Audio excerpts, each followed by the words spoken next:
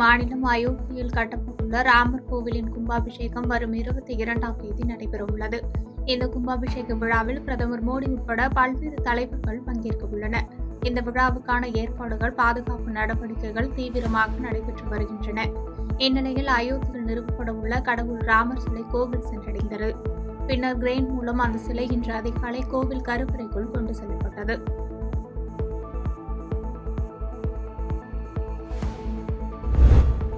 ஆந்திர மாநிலம் விஜயவாடாவில் உள்ள ஸ்வராஜ் மைதானத்தில் டாக்டர் அம்பேத்கரின் சிலை அமைக்கப்பட்டுள்ளது. இந்த சிலை 125 அடி உயரம் கொண்டது. இது 81 அடி உயரம் கொண்ட பீடத்தின் மீது அமைக்கப்பட்டுள்ளதால் இதன் மொத்த உயரம் 206 அடியாக உள்ளது. இந்த சிலை அமைக்கப்பட்டுள்ள பகுதிக்கு ஸ்மிருதி வனம் என பெயரிடப்பட்டுள்ளது. அம்பேத்கரின் சிலைக்கு அருகே பூங்காக்கள் அமைக்கப்பட்டுள்ளன.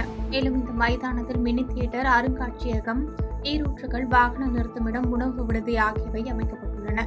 இந்த சிலையை ஆந்திர மாநில முதலமைச்சர் ஜெகன்மோகன் நாளை திறந்து வைக்க உள்ளதாக தகவல் வெளியாகியுள்ளது.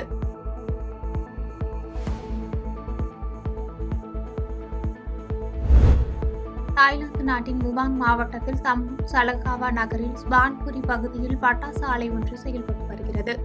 ஆலையில் 30க்கும் மேற்பட்ட தொழிலாளர்கள் பணியில் இருந்துள்ளனர். இந்த நிலையில் நேற்று மாலை திடீரென ஆலையில் வெடி விபத்து ஏற்பட்டது. இந்த சம்பவத்தில் 22 பேர் உயிரிழந்தனர்.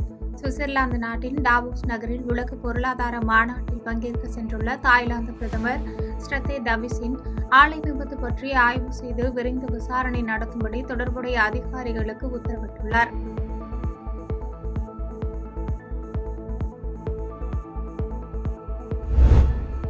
ஒரு குழந்தை கொள்கை அறிமுகப்படுத்தப்பட்ட பிறகு சீனாவின் பிறப்பு விகிதம் கடுமையாக சரிந்தது. 2015 இந்த விதி தளர்த்தப்பட்டு 2 குழந்தைகள் பெற்றுக்கொள்ள அனுமதிக்கப்பட்டாலும் பிறப்பு விகிதம் அதிகரிக்கவில்லை. மேலும் கோவிட் தொற்று நோய் மற்றும் அதிகரித்து வரும் வாழ்க்கை செலவும், அதிக பெண்கள் பணியிடத்தில் நுழைவதும் மக்கள் தொகை குறைவுக்கு பங்களித்தது. ஒரு காலத்தில் உலகின் அதிக மக்கள் தொகை கொண்ட சீனாவின் மக்கள் தொகை தொடர்ந்து 2வது ஆண்டாக குறைந்துள்ளது. ஒரு அறிக்கைகளின்படி சீனாவில் 2022ஆம் ஆண்டை விட 2023ஆம் ஆண்டில் மக்கள் தொகை இன்னும் அதிகமாக குறைந்துள்ளது. மேலும் உலகின் அதிக மக்கள் தொகை கொண்ட நாடாக கடந்த ஆண்டு சீனாவை பின்னுக்கு தள்ளி இந்தியா சாதனை படைத்தது குறிப்பிடத்தக்கது.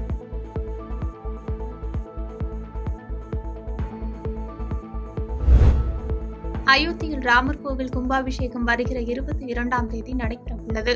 இந்த விழாவில் பிரதமர் நரேந்திர மோடி உட்பட முக்கிய தலைவர்கள், பிரபலங்கள் பங்கேற்க உள்ளனர்.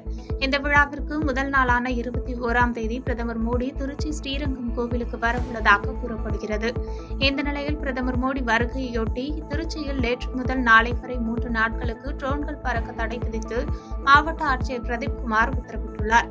இந்த உத்தரவை மீறி ட்ரோன்கள் மற்றும் இதர ஆளில்லா வான்வழி வாகனங்கள் பறக்கப்படும் நபர்கள் மீது சட்டப்படி கடும் நடவடிக்கை எடுக்கப்படும் என்று எச்சரிக்கை விடப்பட்டுள்ளது.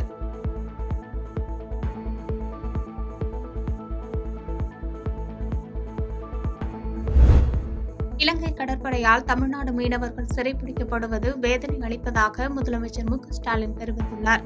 நாகப்பட்டினம் மீன்பிடி துறைமுகத்திலிருந்து கடந்த 13ஆம் தேதி கடலுக்கு மீன்பிடிக்க சென்ற 10 மீனவர்களையும் அவர்களின் விசைப்படகையும் இலங்கை கடற்படையினர் 15ஆம் தேதி சிறைப்பிடித்தனர் என்றும், மற்றொரு சம்பவத்தில் ராமநாதபுரம் பாம்பன் பகுதியைச் சேர்ந்த 18 மீனவர்களையும் அவர்களது 2 விசைப்படகுகளையும் கடந்த 16ஆம் தேதி அன்று இலங்கை கடற்படையினர் சிறைப்பிடித்துள்ளனர் என்றும் முதலமைச்சர் மு.க.ஸ்டாலின் தனது கடிதத்தில் கவலைப்பட தெரிவித்துள்ளார்.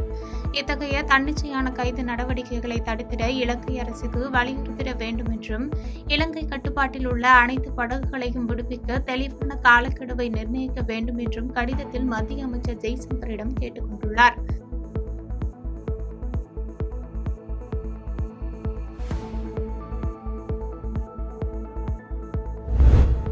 தமிழகத்தில் ஆண்டுதோறும் பொங்கல் பண்டிகையை முன்னிட்டு தமிழர்களின் வீர விளையாட்டான ஜல்லிக்கட்டு போட்டி நடைபெறும். அந்த வகையில் நடப்பு ஆண்டு முதல் நாளாக அவனியாபுரத்திலும், 2வது நாளாக பாலமேடு, அதனைத் தொடர்ந்து 3ஆம் நாளான நேற்று உலக புகழ்பெற்ற அலங்காநல்லூரில் ஜல்லிக்கட்டு போட்டி விமர்சையாக நடைபெற்றது. இந்த நிலையில் ஜல்லிக்கட்டு மாடுபிடி வீரர்களுக்கு அரசு உதவித்தொகை வழங்க வேண்டும் என கோரிக்கை எழுந்துள்ளது. இது தொடர்பாக பேசிய அதிமுக பொதுச் செயலாளர் எடப்பாடி பழனிசாமி, ஜல்லிக்கட்டு மாடுபிடி வீரர்களுக்கு மாதம் ரூபாய் 1000 உதவித்தொகை வழங்க வேண்டும் என தமிழக அரசிடம் கோரிக்கை விடுத்துள்ளார்.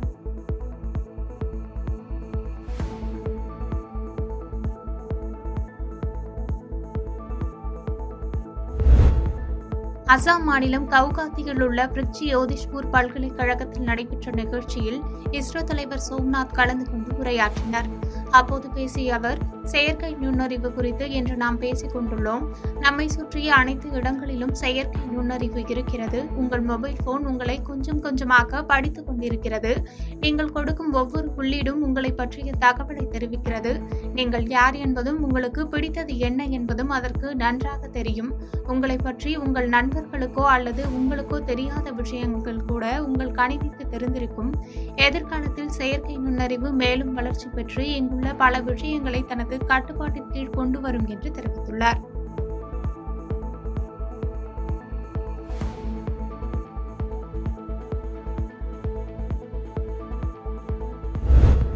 டெல்லியில் கடந்த ஞாயிற்றுக்கிழமை கடும் பனிமூட்டம் நிலவியதால் விமான சேவை பாதிக்கப்பட்டது. பெரும்பாலான விமானங்கள் பல மணி நேர தாமதத்திற்கு பிறகு இயக்கப்பட்டன. கோவாவில் இருந்து டெல்லி வந்த இண்டிகோ விமானம் மும்பைக்கு திருப்பி விடப்பட்டது.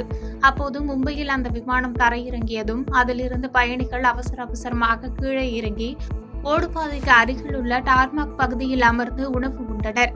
இந்த வீடியோ வைரலான நிலையில் விமான நிறுவனம் மீதும் மும்பை விமான நிலையம் மீதும் புகார் எழுந்தது.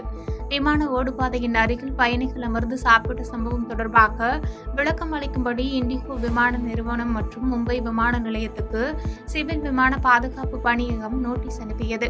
இந்த நிலையில் இந்த சம்பவம் தொடர்பாக இண்டிகோ நிறுவனத்திற்கு சிவில் விமான பாதுகாப்பு பணியகம் ரூபாய் 1.20 கோடியும் சிவில் விமான போக்குவரத்து இயக்குநரகம் ரூபாய் 30 லட்சமும் அபராதம் விதித்துள்ளது.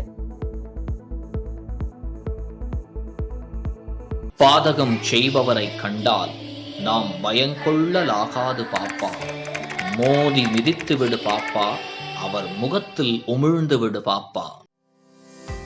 அண்மை செய்திகளை உடனுக்குடன் தெரிந்து கொள்ள இணைந்திருங்கள் இயம்நாடு தொலைக்காட்சியுடன்.